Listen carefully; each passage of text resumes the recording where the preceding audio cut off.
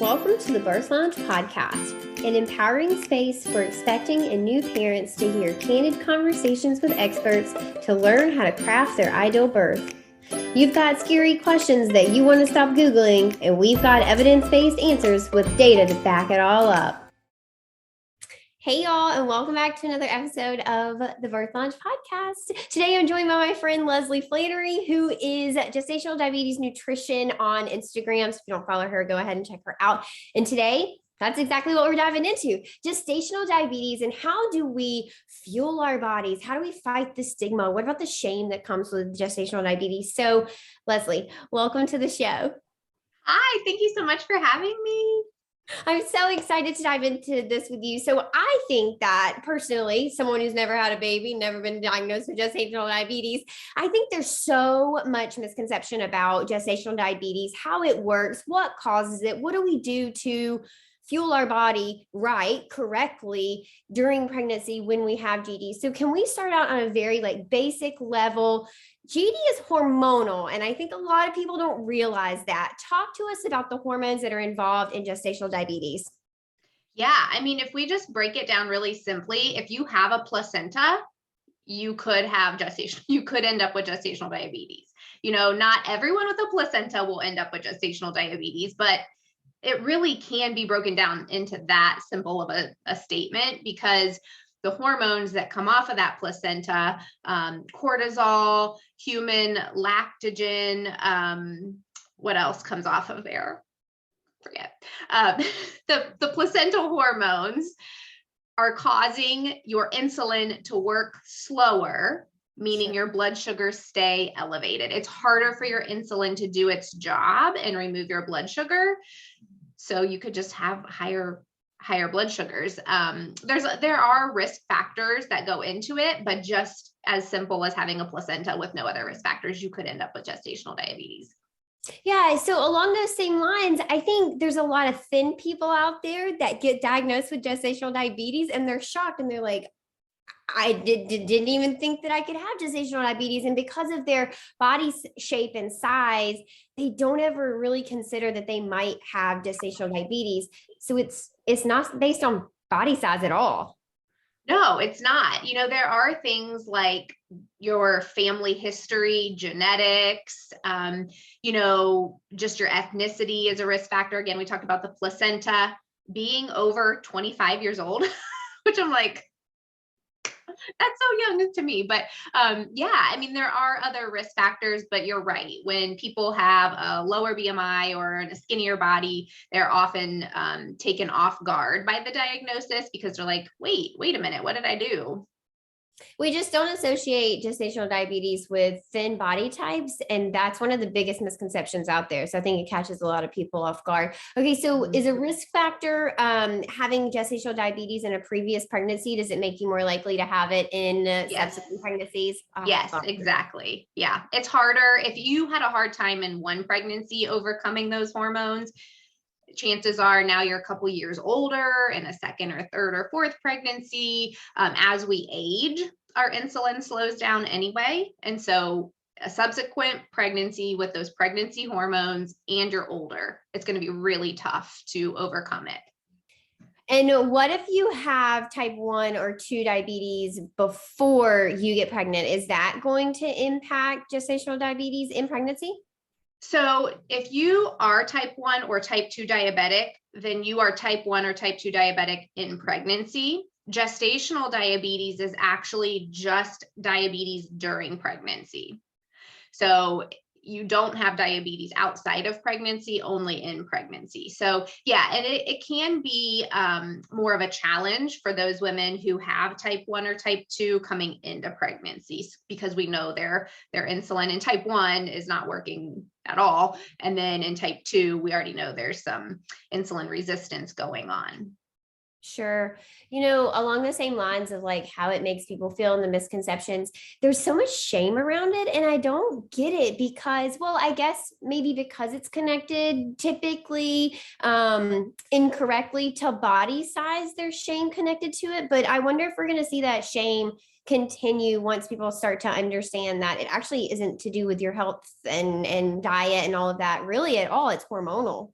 Yeah. Yeah. And I think that's my main mission, is like to change the whole world and the taboo and the stigma that comes with it. It's like, there's nothing to be ashamed of if you're diagnosed with with gestational diabetes, although many women do feel that way. And honestly, I think it has to do with miseducation. Like, just so many people are miseducated on what causes gestational and even type 2 diabetes. So I think a lot of women, when they're diagnosed, think, oh my gosh, all I know of diabetes is type 2, and it must be about, people eating the wrong food and eating too much and being lazy. And so I think that carries over into this gestational diabetic stigma and label, which also we have to go to type 2 diabetes and say people in thinner bodies get type 2 diabetes too. So it just all goes back to that baseline of like, we need more education surrounding this topic in general. Well, it makes you feel like you did something wrong, right? When you're misinformed on what causes it in the beginning, then you place that blame on yourself and you're like, oh my God, my baby's not even here and I'm a horrible parent. I can't even do this right. Right. And there's a really deep ingrained almost embarrassment that comes along with it. Yeah. And I think as women, we're carrying the baby. And so it feels very like a very deep connection of we've done something wrong, and they're shouldering all of this. I've recently had some of my clients tell me like, man, we wish we could have some type of resource for our spouse just so they can understand what we're going through. I think there is a lot of shame, and I think it is all put on the mom, and it's just unfortunate.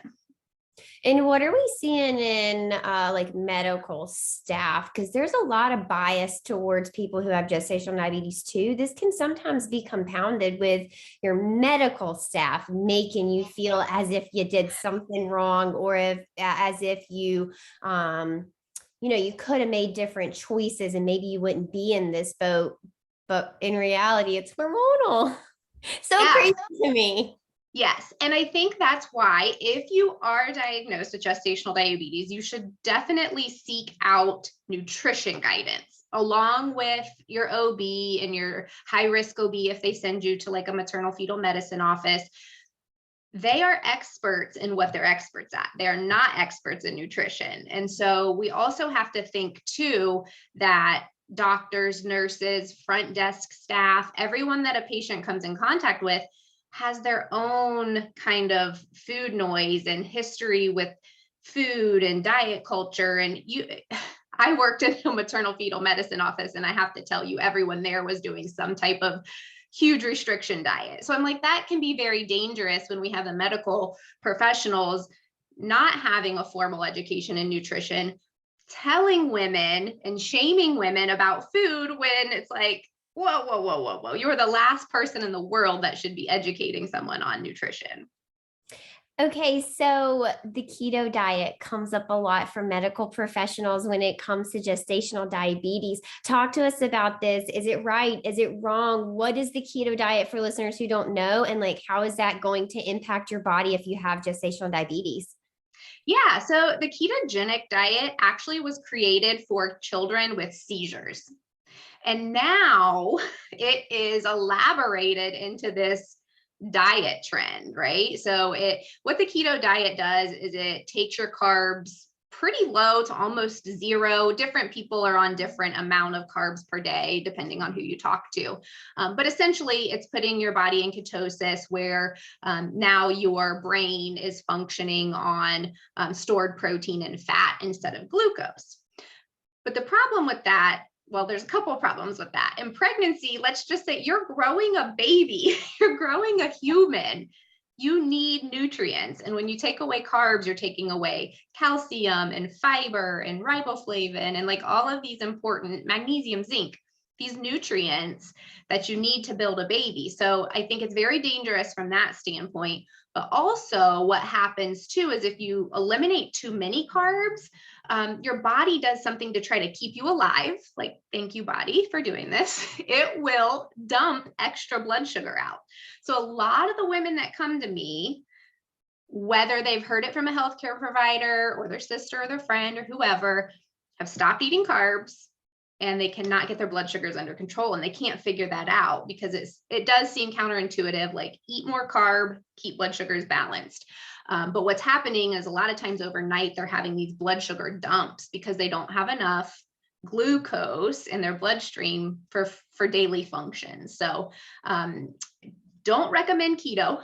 You definitely need carb, but there are some guidelines to follow about how many carbs and how to spread them out and how you eat them. And does it depend on the severity of your gestational diabetes, or no, it's kind of based on individual factors of, like, I don't know, family history, other risk factors, things like that? Yeah, I would say, there's not any type of scale where we measure people on as far as this is, really bad. There are varying levels. So some of the moms I work with, they can eat quite a bit of carb. They're not, they have great numbers. They're pretty well controlled, almost to the point they're like, do I have this? Real. And then there's other women that struggle, like they do everything they should and they still struggle because our pregnancy hormones are different. Just as sitting here right now, I might have elevated cortisol and you might not. And our bodies are such like intricate machines that everyone is different. So I have a guideline for carbs, but within that frame, I understand, like if I have a client who's very active, she might require more carbohydrates. If I have someone who's on bed rest, she might require less. So I take all of that into account. Sure. What other things should we be thinking about when we're eating and trying to fuel our body with gestational diabetes, like foods to pair together, foods to definitely include, foods to probably avoid, or maybe it is amounts to avoid and not specific foods? Yeah, my method is really about just learning how to portion and pair with other nutrients. I don't restrict moms on really anything. I mean, I will tell you that regular juice is going to elevate your blood sugar pretty quickly, and cereal tends to be a big trigger. Okay. But other than that, I mean, if someone wants a sweet treat, I'm going to figure out a way to help you get your sweet treat in, because I love food and I am not here to tell anybody what they can and can't eat. I just want to help you find a good way to keep your blood sugar balanced so you can enjoy your pregnancy. Like that's important too. Our mental health is important too. Absolutely. I think that food is a source of joy for so many people. And in pregnancy, that can really be disrupted, from morning sickness to aversions to gestational diabetes to HG. There are so many things that can disrupt your food. And it is so surprising how many people can actually fall into like a mental health kind of deep pocket because their relationship with food is so disrupted through pregnancy. So yeah, that makes a lot of sense. Yeah. And honestly, I would say the mental aspect of gestational diabetes it can be a tough one, because you just get tired of checking blood sugars all the time and thinking about food all the time and being told like, that's not good enough. Your numbers aren't good enough. You can't have this food. So I try to come from a really positive place, and a place of like, yeah, if you want a donut on a Saturday morning, let's figure out how to do that. I'm not saying that we should be eating donuts all day, every day. Although my boys would like that, but I would love that. I love donuts. They're like my favorite food. But I think that like pregnancy cravings are real. Let's be honest. And like you said, there's a social aspect to food. There's a cultural aspect to food. And I don't want to take that away from women, like eating brown rice and chicken for 9 months is not fun. Yeah. Well, I think it's pretty, I was going to say accepted. I don't know if people are accepting this. I think it's pretty well understood that restrictive diets don't work, and they're not helpful, and they're harmful for your body and your mental health, and your relationship to food. I'm not sure that restrictive diets have any positives. And, one thing that you said earlier, it has stuck with me. It like keeps playing in my head is you worked at a high risk place dealing with people with gestational diabetes, and all of these healthcare providers had a very unhealthy relationship to food, and they were in charge of people's health pertaining to food. This is crazy. This is like how we see healthcare professionals be one of the highest industries that smoke cigarettes, And you know what it does to you. This blows my mind. I think, oh, that just ripped like such a big curtain back for me where I was like, wow, I've never even considered what Yeah. my healthcare professional's relationship to food might be when they're trying to tell me how to eat. Yeah. I mean, that is why dietitians exist, you know, Sure.